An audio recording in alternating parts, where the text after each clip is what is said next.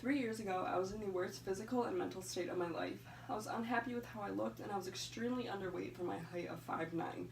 My bones were sticking out of my body, and I had no idea why this was. I was eating enough, and I was eating frequently, but I was just losing so much weight, maybe due to stress or any number of factors. After I saw how my body looked compared to how it used to look, I figured it was time for a change, and I started my own fitness journey. Now I'm going to show you guys how to start your own fitness journey. Before we get started, we need to ask yourself, what are your goals? Either lose weight and gain muscle, or you're at a healthy body weight right now and you want to gain muscle in general. So step number 2 is you need to track how many calories you eat every day for a week. You can do this by using the app called MyFitnessPal. It's totally free and you can download it. It allows you to scan your barcodes on your food and allow you to put in your portion sizes of how much you eat, and it will just keep track of how many calories you ate in that day. So you need to do this for a complete week, and then you need to add the number of calories you ate each day for the entire week, and then you divide that number by 7. Doing this will give you an average of how many calories you eat in a day. This is going to be considered your maintenance calories, and this is how many calories you eat in order to maintain your current body weight. Now the step number 3 is you need to eat according to your goals. If your goal is to lose weight, you need to eat in a calorie deficit. Eating less calories than your maintenance calories, in other words. In order to eat in a caloric deficit, you need to consume about 500 less calories a day than your maintenance calories. If you don't like the idea of eating less food, then you can always just eat the same amount and just burn off the extra calories with cardio. If you're already at a healthy body weight, then this is where you can begin to build muscle as well once you have lost the initial fat on your body. So, how do you build muscle? In order to build muscle, you need to eat in a calorie surplus. This means that you need to eat about 500 calories more than your maintenance calories. You might be thinking to yourself, why am I losing weight just to gain it all back and then some? Initially, when you lose the weight in the beginning, that was fat that you were losing. When you gain muscle, you need to eat lean foods in order to put on lean muscle instead of fat. This means you should completely avoid eating foods like chips and candy and pop just to get in your calories for the day when you're eating in a calorie surplus. This will just put the fat back on your body and put you back to phase 1. Eating in a calorie surplus gives you enough energy to be able to lift heavier weights at the gym and also get stronger. Food is fuel, and you need to fuel your body in order to gain muscle. Now we're going to talk about a workout plan. After you've figured out your diet, it is now time to come up with a workout plan for each muscle group. Now, if you're a beginner, no matter how much weight you lift, you are going to build muscle. I got crazy results in only a year because when I started, I had 0 muscle. So I was lifting very light weights, yet I still saw progress because there was no muscle there to begin with. Once you have started to work out for a while, you eventually hit a plateau. And what this means is that your muscles have gotten used to the amount of weight that you're lifting, and they are no longer able to grow, and they have reached their full capacity. So in order to avoid hitting a plateau, I have come out with a workout plan so that way you won't do this and you're constantly challenging your muscles and your muscles will constantly grow. Now when I talk about this example of my workout plan, I'm going to show you how to properly squat because I'm going to be referencing a squat in the example. So when you squat, your feet should be at about shoulder width apart, just like this. Now I'm going to show you the side view.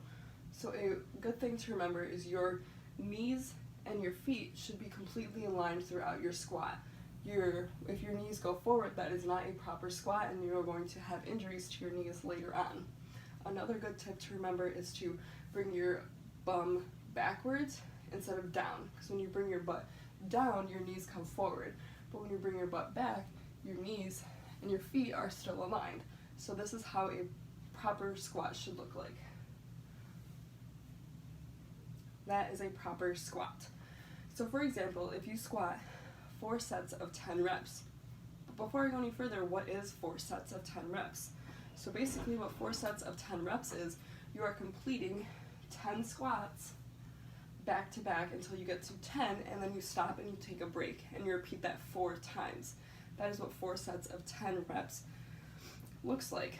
So like I was saying, if example you're squatting 4 sets of 10 reps with 20 pounds each time you work out your lower body for 1 week, then the next week you need to up that weight by even just 2 to 5 pounds. This is going to constantly shock your muscles into not getting used to constantly just lifting 20 pounds.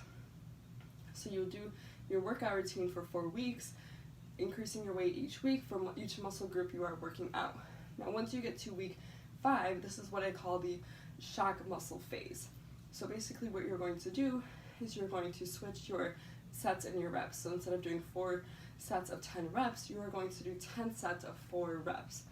This means that you're going to increase your weight drastically in order to only be able to do 4 reps. But you might be asking yourself, how do I know how much weight to start off with? So when you're doing 4 sets of 10 reps, your last 2 reps, so reps 9 and reps 10, should be extremely difficult and you should have to push yourself through them. If you find that you can only get through 5 reps without having your body completely shut down and you say, I can physically not do any more, then you're lifting way too heavy and you need to lower your weight in order to be able to finish your 10 reps. Now if you can get through 10 reps with no problem, then you need to up your weight because that weight is way too light for you. So after you have done your initial shock week, then you can start over back at week 1, but this time with a different workout routine. This is so that way your muscles don't get used to working out the same muscle groups. So yeah, squatting is great, but you're only working out this muscle and this muscle back here. And what about your outer thigh muscle or your outer glute muscle? This is what you can do when you were switching your workout routine, is target different muscle groups in that area. Now, when I said that you need to eat in a calorie surplus and a calorie deficit, well, what does that mean? Eating in a calorie surplus means that you are bulking, and eating in a calorie deficit means that you are cutting. So when you are bulking, you are initially gaining more weight because you are increasing your calories, but you're also building more muscle. So people will typically bulk during the colder months. So from September to March, they will bulk and build as much muscle as possible. And then in the springtime, they will cut, which means that they're going to continue to lift at the weight that they have been lifting and how strong they have been lifting, but they're going to eat less calories. This will allow all your muscle to show through because you are burning off your extra fat that you've gained during your body weight or your bulking phase. Now, a good way to eliminate you getting way too much excess fat during your bulk is with HIIT exercise. HIIT stands for high interval intensity training. And a good example of this is to sprint for a minute on the treadmill and then rest for a minute. And you continue to do this for 10 minutes. This is going to allow you to burn a lot more calories than you are just going to walk on the treadmill for an hour. You burn way more calories faster and you're burning the excess fat during your bulk, so your cut becomes easier. So now that you have successfully learned how to bulk and how to cut, you can do a successful bulk and then a cut, and then if you like how you look after your bulk and your cut, then you can just maintain. You can eat the same amount of calories and you can lift the same amount of weight so you maintain your current body physique. Or if you are unsatisfied with how you look, you can start all over and you can bulk again and then cut again. So this is how you do a successful fitness journey. Now everybody is different and you may need to modify things to how your body works, or modify foods to how it works for you, modify exercises to how it works for you. I hope you have learned anything about how to successfully do a fitness